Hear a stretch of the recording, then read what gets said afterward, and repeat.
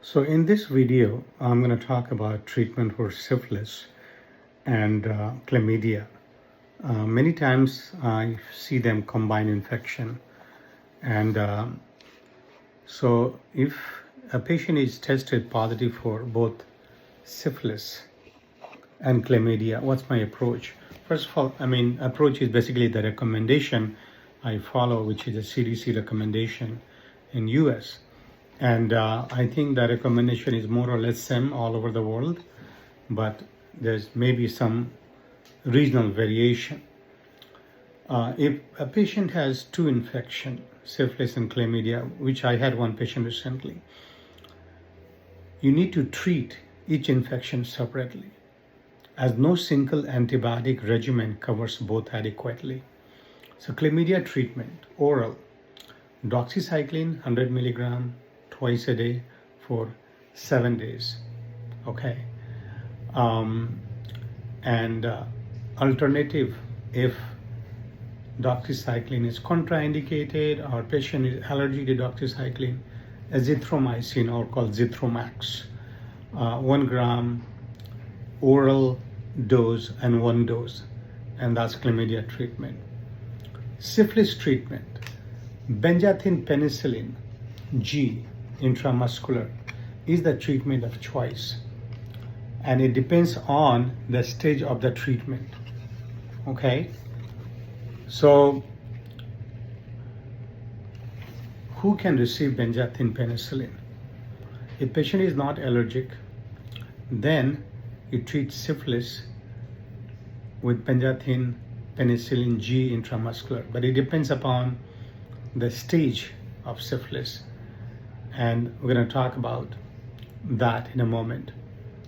And so you have to treat chlamydia, doxycycline 100 milligram twice a day for 7 days, and 1 dose of benzathine penicillin G intramuscular. A patient is penicillin allergy and non-pregnant, then you have to treat syphilis with doxycycline for 14 to 28 days. In early phase, 14 days, late phase, 28 days, or a stage, phase or stage. At the same time,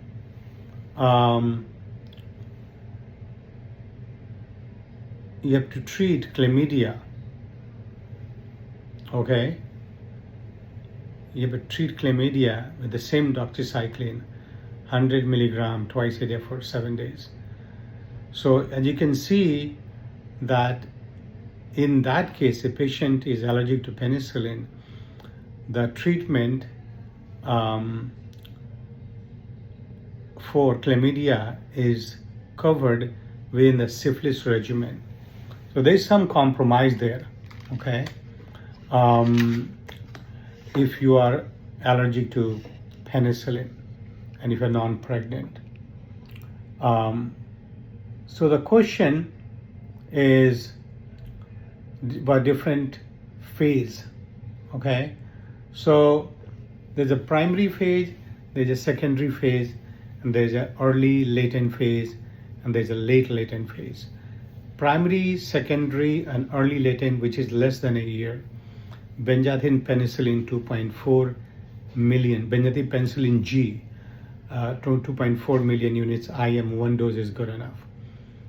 In latent phase or more than 1 year or unknown duration, benzathine penicillin G 2.4 million units intramuscular weekly for 3 doses.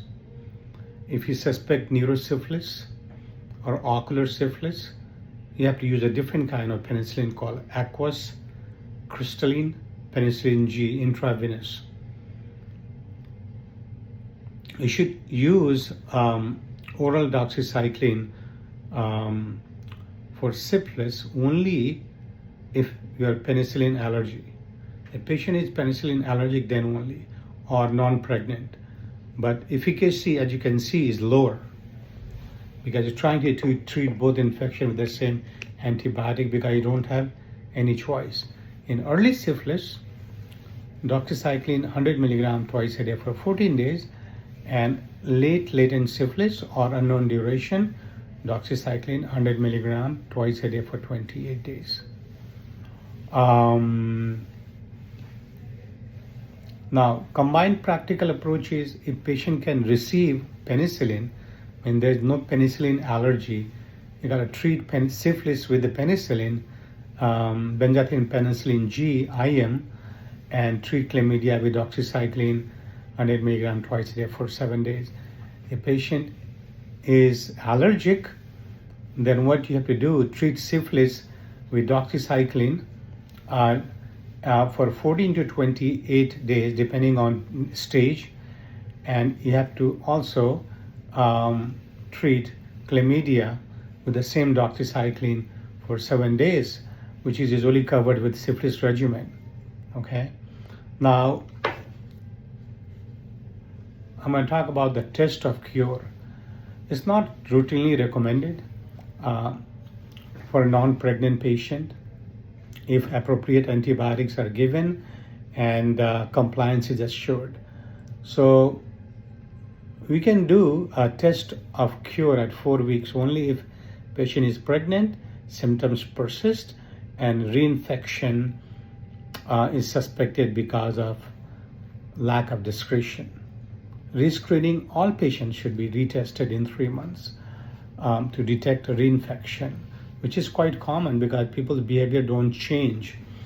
If 3-month follow-up is possible, retest whether the patient is seen when a patient is seen within 12 months. Syphilis, serologic follow-up with the VDRL or RPR test. For primary and secondary syphilis, repeated in 6 months and 12 months after treatment. And it should decline, and the titer should decline by more than 4-fold within 12 months. And latent syphilis, recheck in 6, 12, and 24 months. And then there may be variation. You may have to do a close follow-up like in patient with HIV positive. If titers do not decline as expected or they rise again, you should consider treatment failure or reinfection should be considered. And what about somebody who had syphilis and chlamydia both? So in that case, you need to check the chlamydia test again in 3 months, and syphilis repeat VDRL and RPR at 6 to 12 months. And at 24 months, if latent syphilis is suspected. So I hope this is not confusing. It can be, but if you listen it again a few times, I think it'll clarify. But important thing is that you have to take protection and don't expose yourself to a cesspool of infection. And control is very important, and you need to protect yourself. All right. Thank you for watching. I'm Dr. PK from Dr. PK Life.